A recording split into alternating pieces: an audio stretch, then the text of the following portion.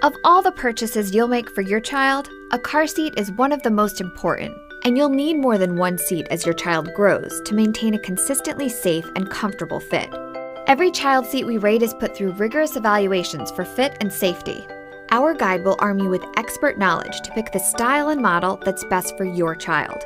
Consumer Reports online subscribers can find specific brand recommendations and exclusive product ratings on our website at consumerreports.org.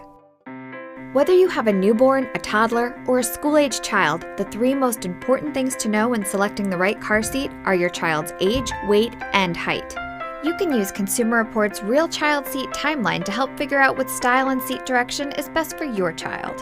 Child seats can be purchased at a department store, baby store, or online. Wherever you shop, make sure it takes returns. Some retailers will let you try a seat in your car before buying, which is great because we found that not every seat fits well in every car.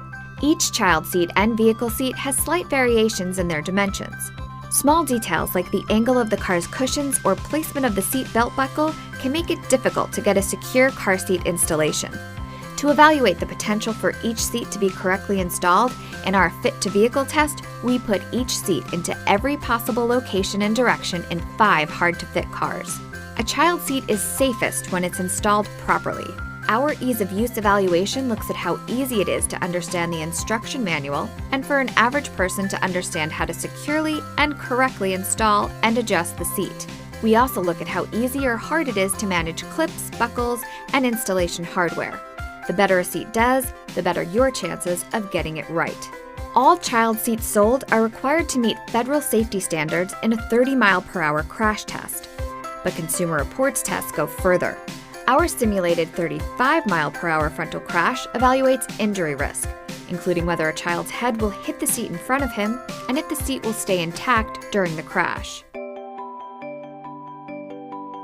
A rear-facing only infant seat will likely be the first car seat you'll buy for your child.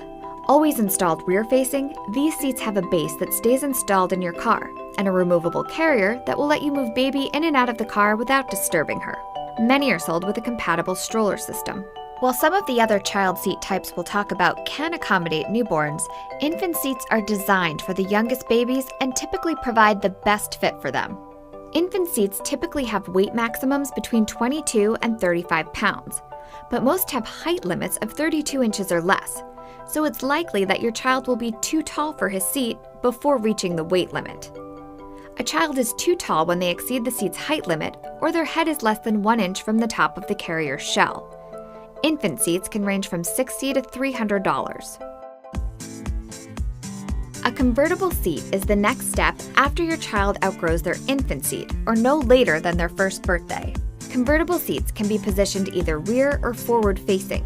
They have a similar harness system to infant seats, but have higher rear-facing weight and height limits. That means toddlers can stay rear-facing longer, which the American Academy of Pediatrics and Centers for Disease Control recommend is always being the safest option.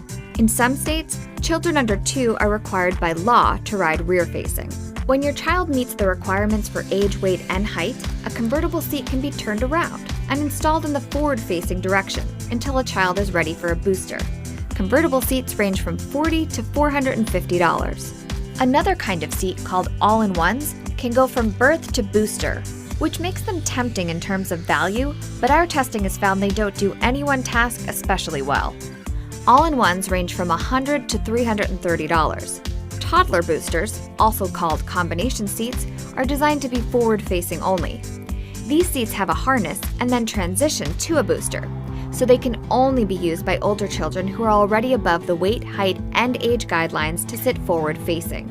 Toddler boosters range in price from $55 to $295. When your child reaches the weight and height limit of their seat's harness system, it's time for a booster seat that uses the car's own seatbelt system. Boosters come in 2 main styles, high back and backless.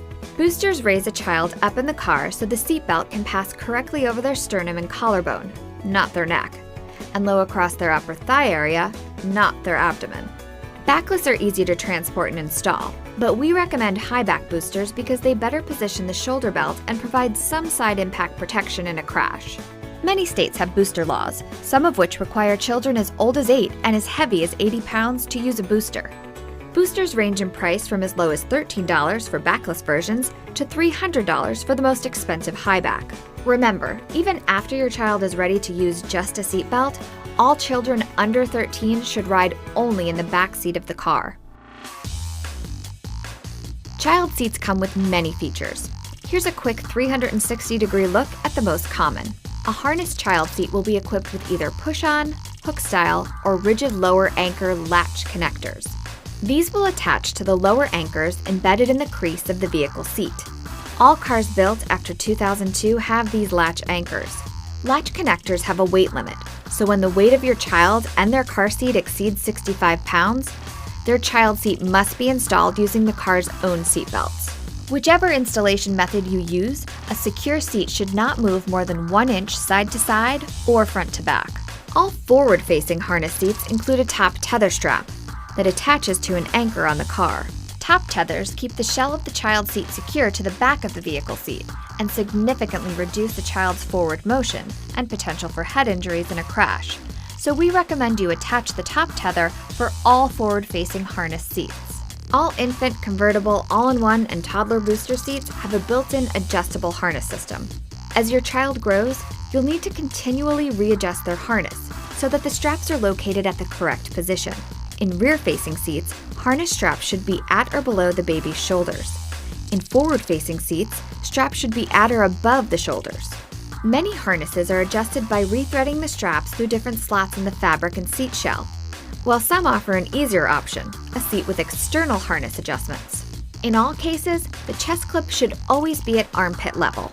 A harness is tight enough when you can't pinch any fabric at the child's shoulders. If your child seat can be installed rear-facing, a recline indicator will tell you whether or not the seat has been installed with a sufficient recline angle.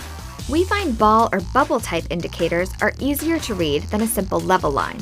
Some seats have recline ranges for children of different ages. They start out more reclined to keep newborns safe, and then transition to a more upright position for older children, allowing more room for front seat passengers. And last, many seats come with covers, pads, and cushions to help with fit and give your child a more comfortable ride. Only use accessories that are specifically approved for your car seat by its manufacturer. A frightening fact, nearly 80% of child seats are installed wrong. Without proper installation, even the safest seat can't fully protect your child in a crash. Always follow your seats manual and your vehicle owner's manual. Also consider having your car installation checked by an expert at a car seat checkup event. For all of our ratings and reviews on child car seats and installation guides, be sure to check out consumerreports.org. We're a not-for-profit, pay for all the items we test, and accept no advertising. Thanks for your support.